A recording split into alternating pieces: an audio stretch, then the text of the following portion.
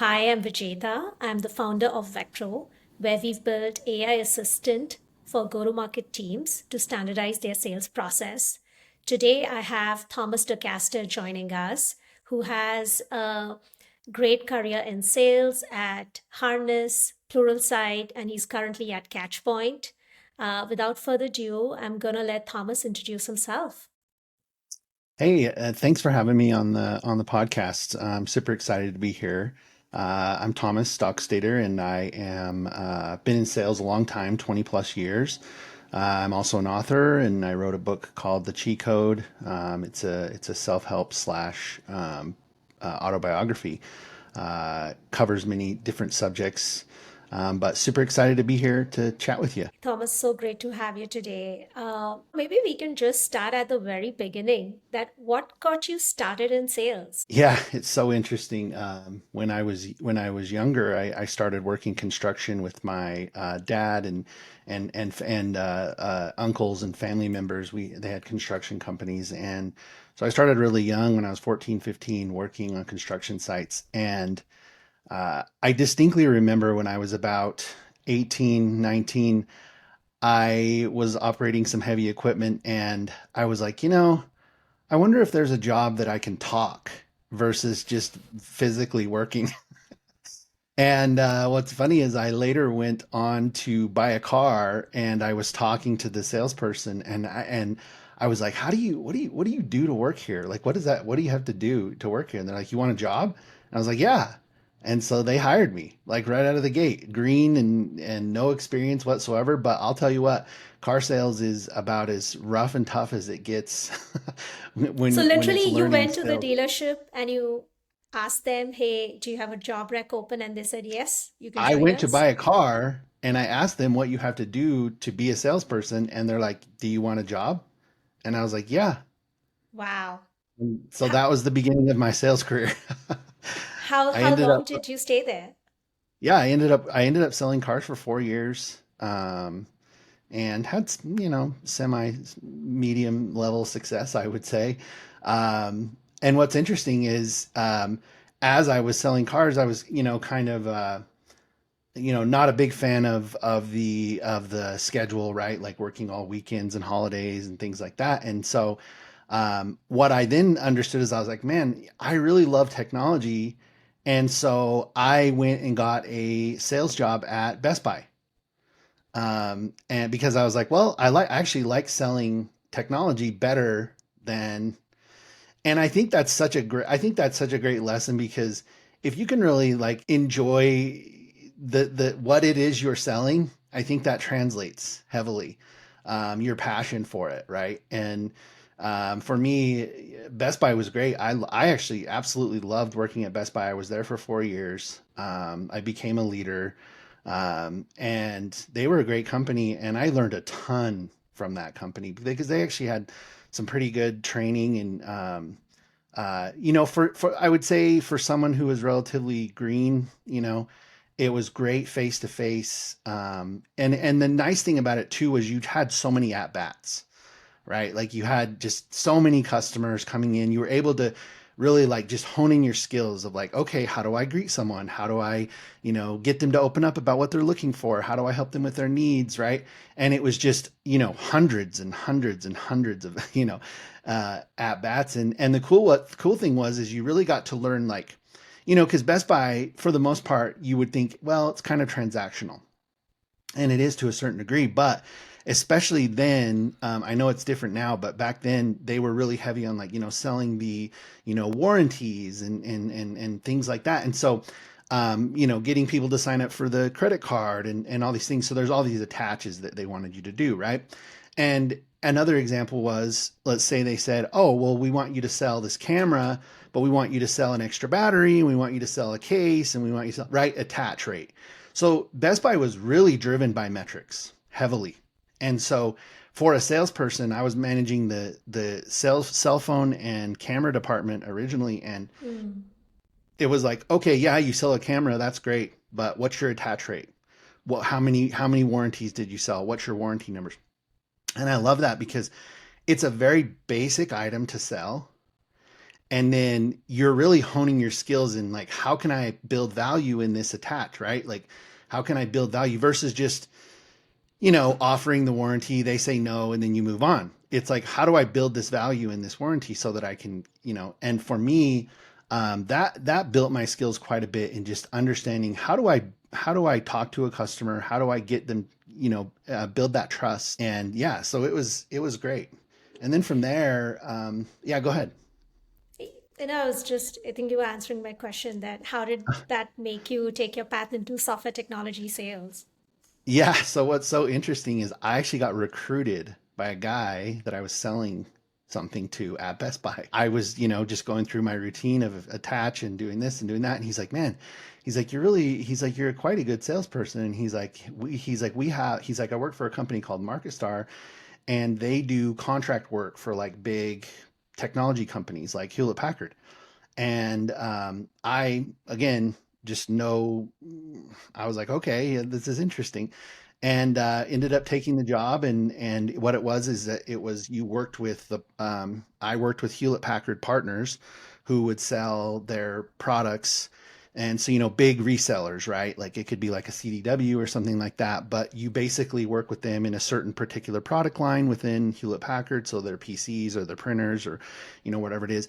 And you have a group of partners that you work with. And it's kind of like a channel management role. It wasn't like Hmm. a direct sales role, but I stayed at that company for 6 years. And I will say what's interesting about that is that helped me transition from doing a more transactional face-to-face Best Buy sell to business acumen, operating a laptop, building PowerPoints and running on spreadsheets. I didn't really know or understand or have a lot of experience in.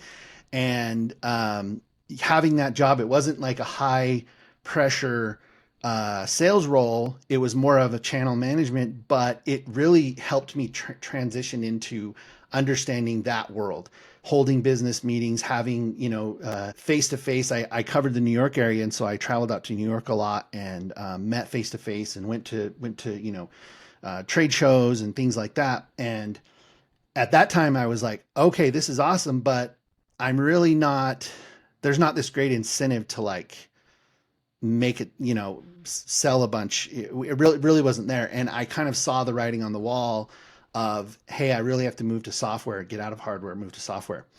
And so I ended up getting a job at a company called Advanced MD, and it's a medical software company.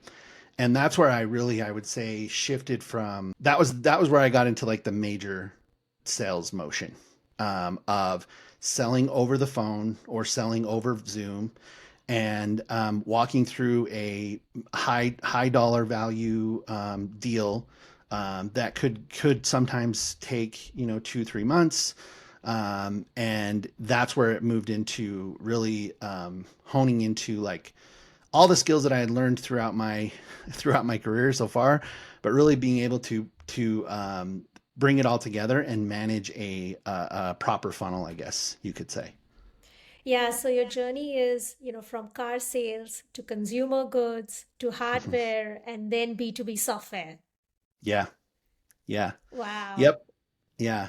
And I would say that every single one of those roles served a purpose in helping me be a successful salesperson because I think I come across the sales development reps or the BDRs, and a lot of them have that aspiration to move into account executive and things like that. And I try to give the best advice I can, but for me, it was so great that I had all those years of just experience of a lot of at bats and a lot of pitching and learning and developing my pitch, and really, where I felt I shine today is having that capability to really connect with someone on a personal level, um, to where they don't feel like they're being pitched. I guess I wouldn't even say.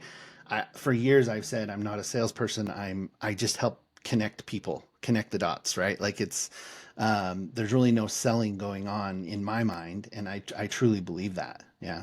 And I think that's totally right. That I think right now the market has so many products out there that I do think it's a lot about building that relationship It's really about making the buyer feel that this is really about solving their problem versus actually making a sale. So true. Yeah.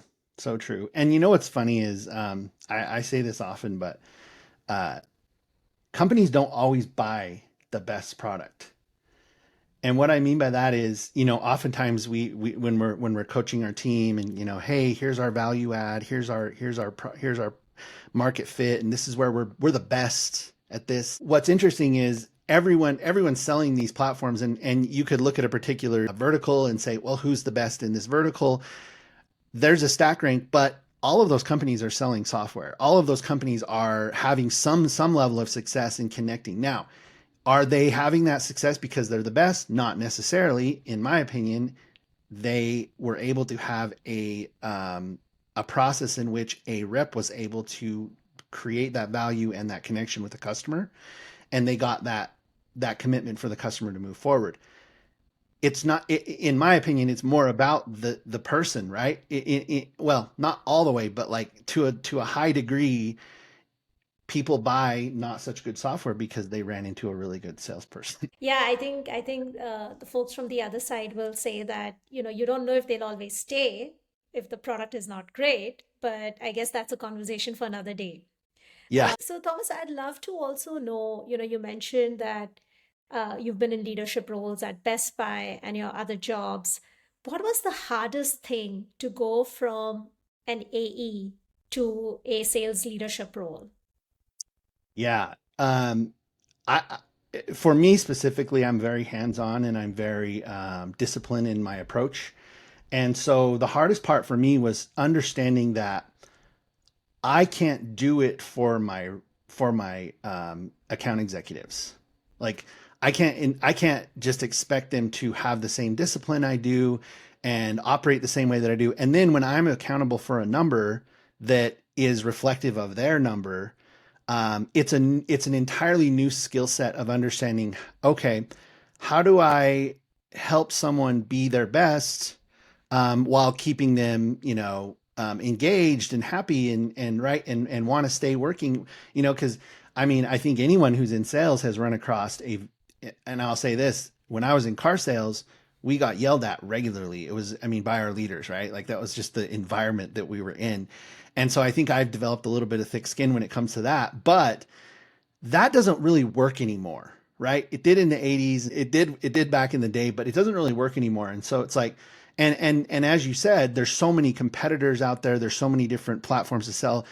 The account executive becomes a valuable piece in that. And so if someone's really good, you want to keep them, right?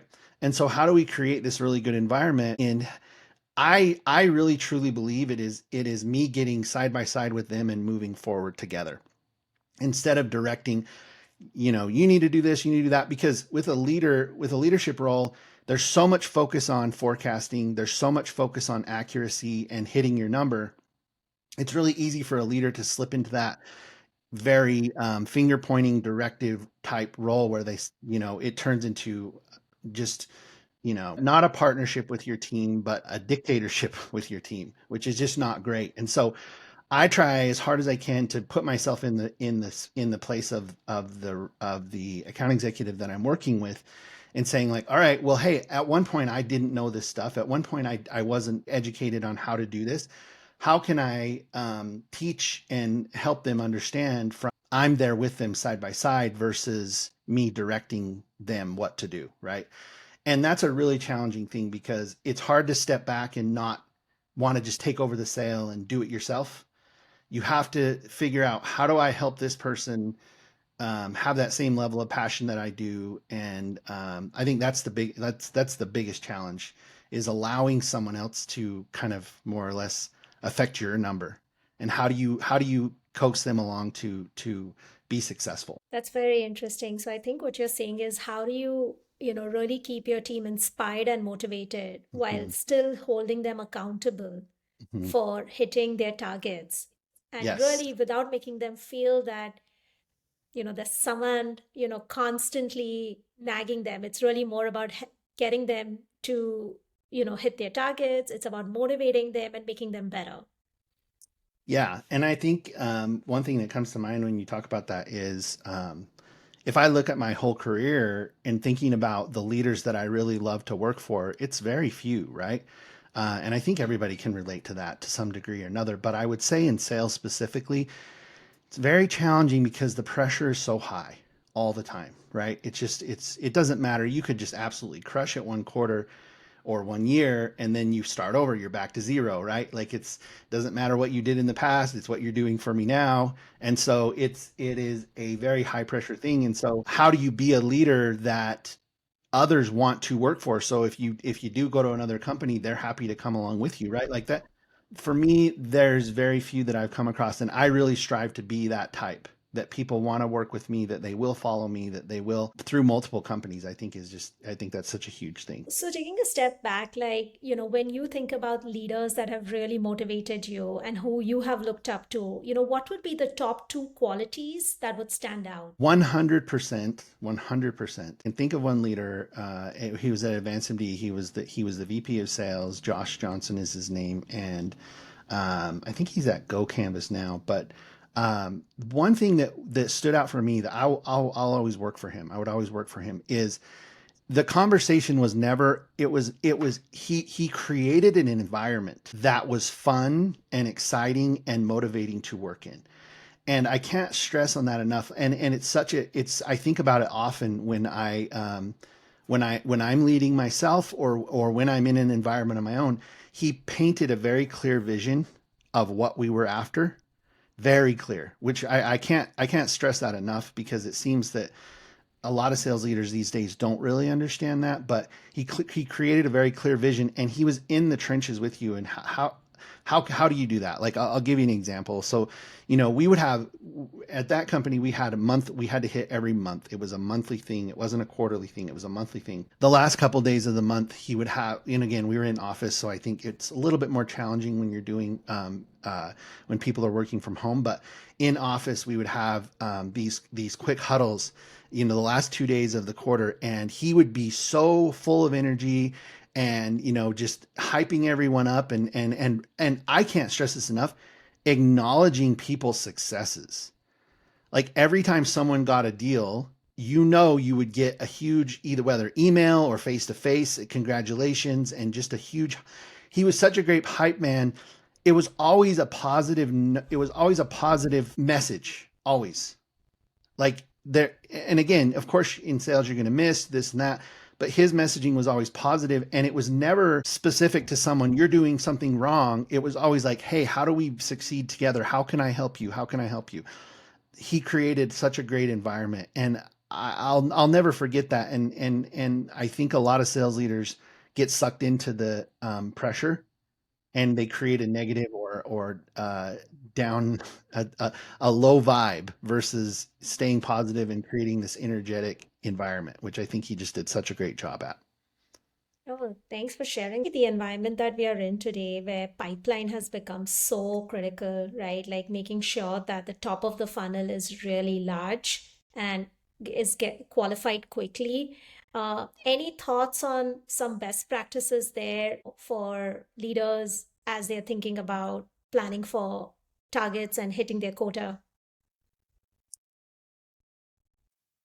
I think all organizations need to be looking at a very unique, out of the box way to generate and stand out, because at the end of the day, the fundamentals of sales still works the same, but we have to get that capability to pitch, right? And so when we're talking about I, I I can't tell you how many leaders I've dealt with where they will follow the same formulas that we used through the 90s and early 2000s, right?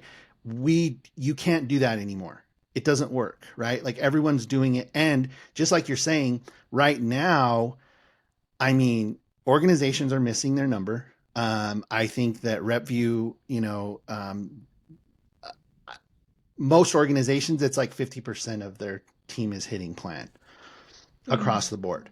And I don't think that's because the platforms are bad. I don't think that's because the sales training's not adequate or you don't have the right people.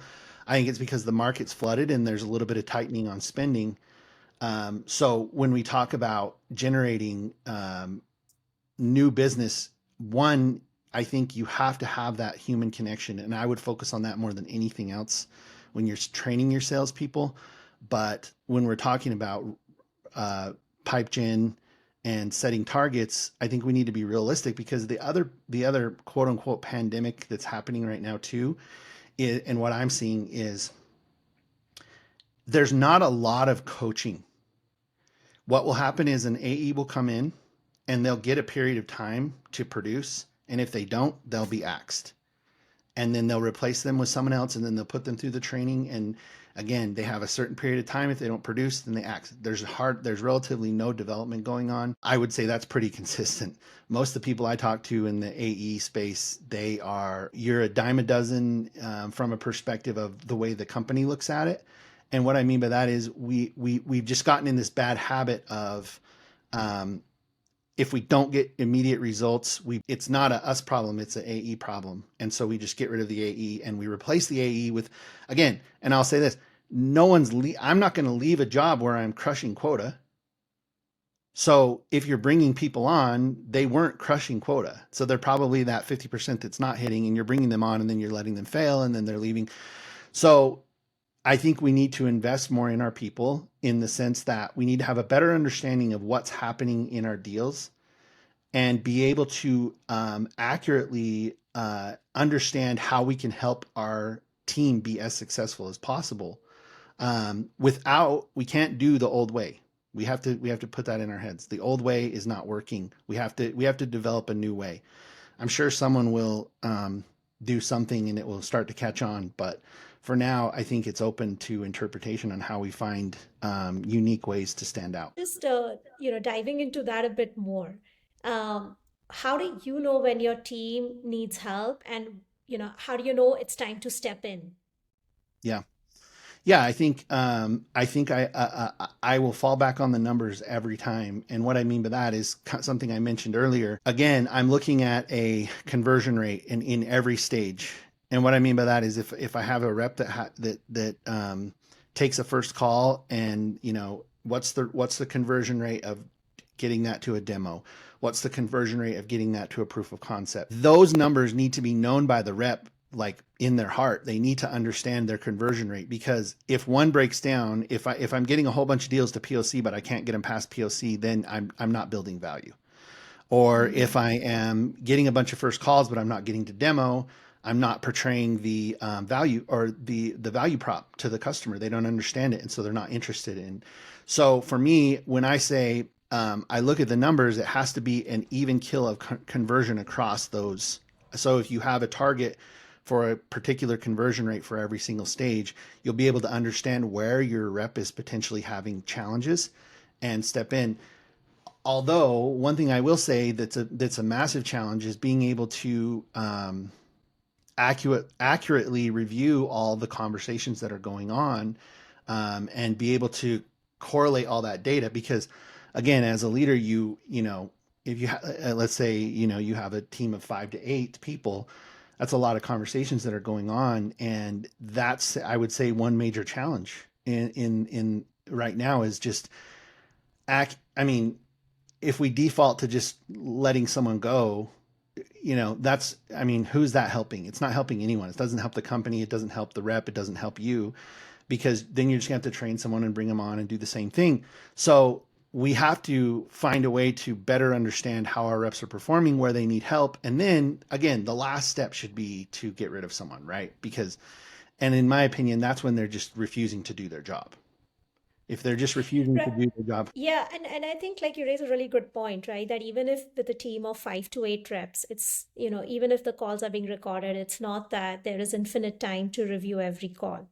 So there needs to be better use of technology to really help leaders, right? With the next best action, right? Or just better insights.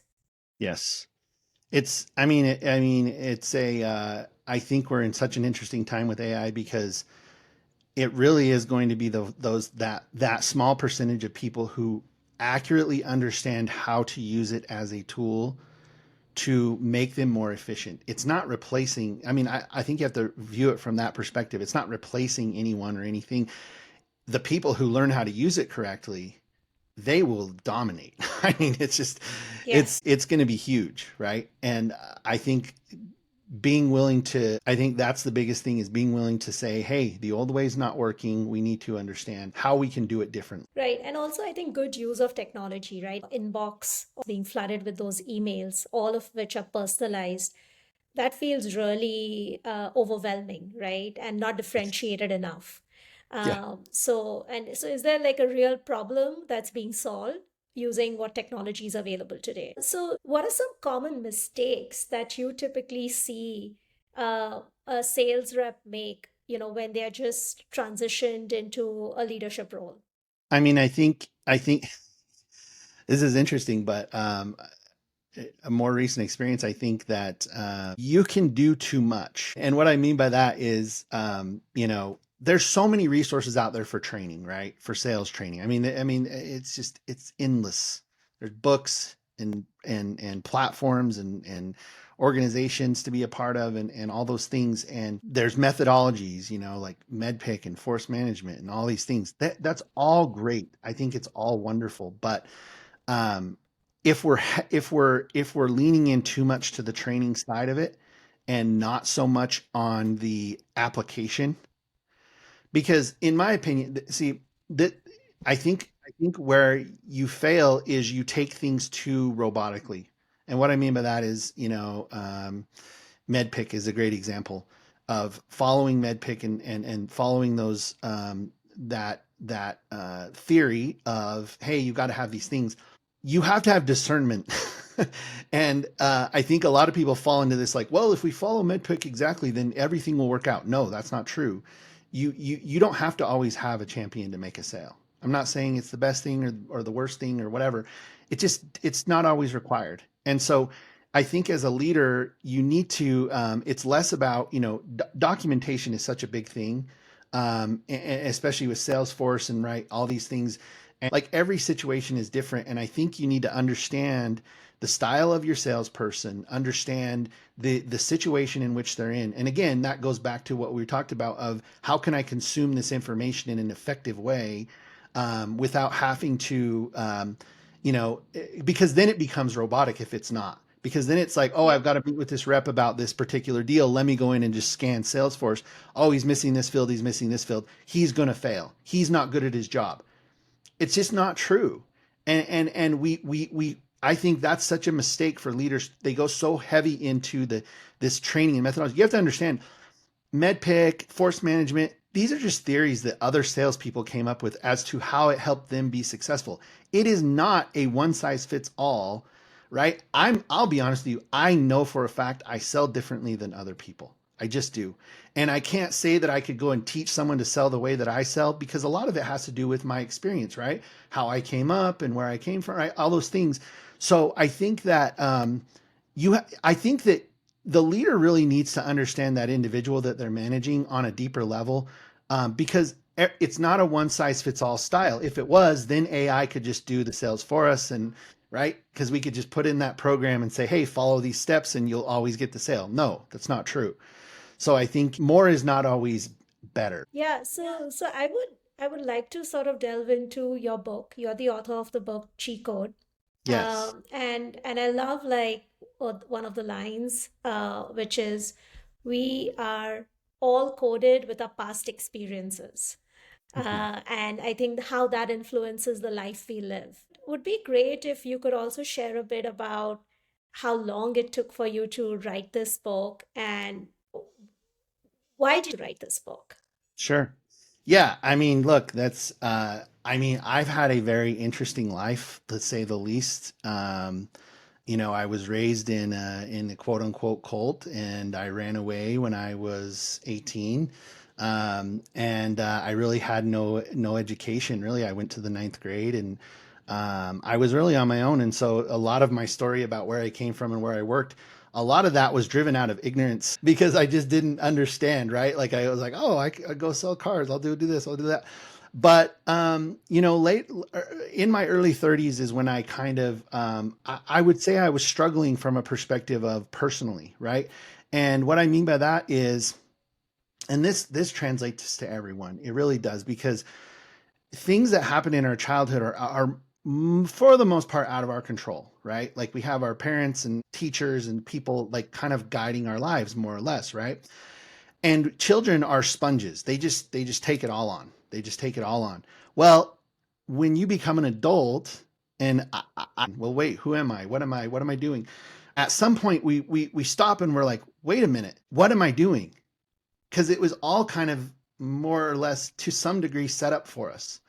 And so a lot of people have this existential crisis, and they're like, wait, what am I doing? Who am I? Right. And what am I doing with my life, and all these things. And so for me, I had that happen right in my early 30s. And I'll be honest with you, I didn't know who I was. Didn't know. And so I actually quit working um, altogether for 2 years. I did not work in software for 2 years. And I had a little business of my own, but I fully focused on understanding my childhood, understanding who I was, where I grew up, the things that happened to me, how I felt about them now as an adult versus, because this is what I'll say, when something happens to you as a child, good or bad, it doesn't really matter. Most children will just sweep it under the rug, and they don't, because they don't have the intellectual capacity to process it, and so they sweep it under the rug. Well, I like to say that especially the traumatic things, those it's like a assist or a zit. It eventually it will come out, right? Eventually it's going to come out. And for a lot of people that can be go into substance abuse and alcohol abuse, and right, like things like that, because they're unhappy, they don't know why they're unhappy.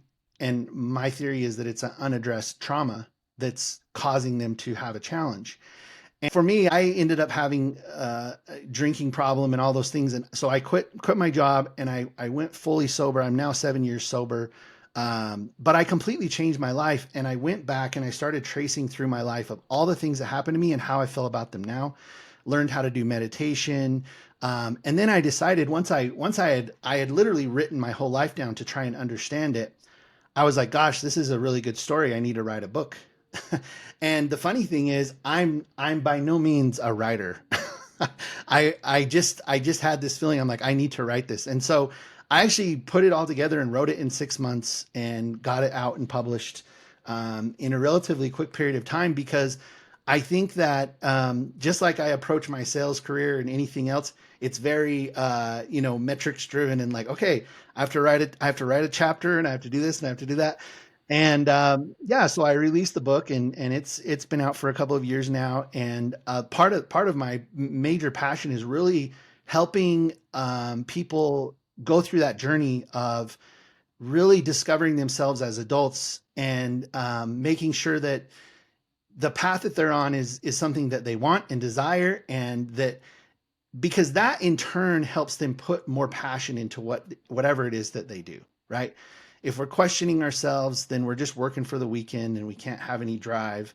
And that's, I mean, I would say that's a large portion of our country is that way.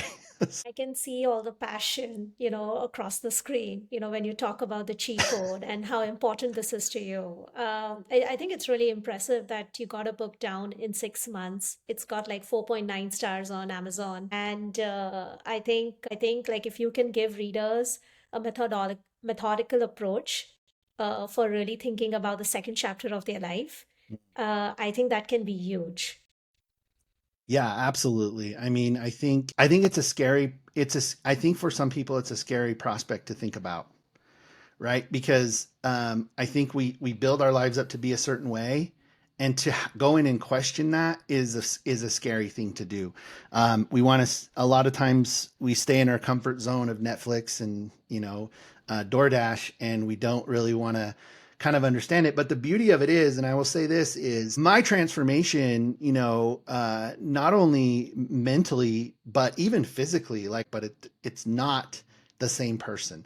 I would say that everything in my life completely shifted when I was able to look at myself and understand and know myself, and accept myself, both good and bad, right? I think that when you can look yourself in the mirror and feel a large amount of love for yourself, regardless of what you've quote unquote done, bad or good, whatever it is, you feel this amount of love for yourself. That is such a huge reflection, like you say, into the world. Like people can tell, they can see it.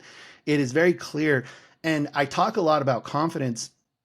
Confidence is something everybody wants, right? We've all seen manufactured confidence, right? Like we've seen that person who acts confident, but they're not confident. You can see right through it versus the person who is very confident. And it's almost like they're not even trying. They're not even trying. They're just being.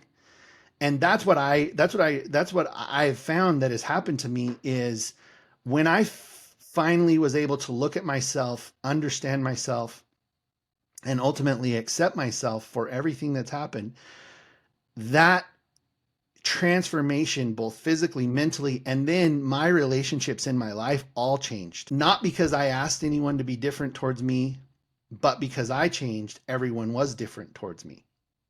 More loving, more kind, because I changed. And I realized I was like, oh my gosh, I'm like, that's the secret to life. It's all here. It's all right here. It If comes you from want within. something, yeah, Yeah. it's all within. It it comes from within for sure. Yeah. Um, Thomas, it's been so great having you on the show today. Thank you so much for your time. I'm sharing like your pearls of wisdom. I hope you have a great afternoon. Thank Thank you you. I so appreciate much. you having me. Yes, I love being here and appreciate it. Best of luck. Thank you.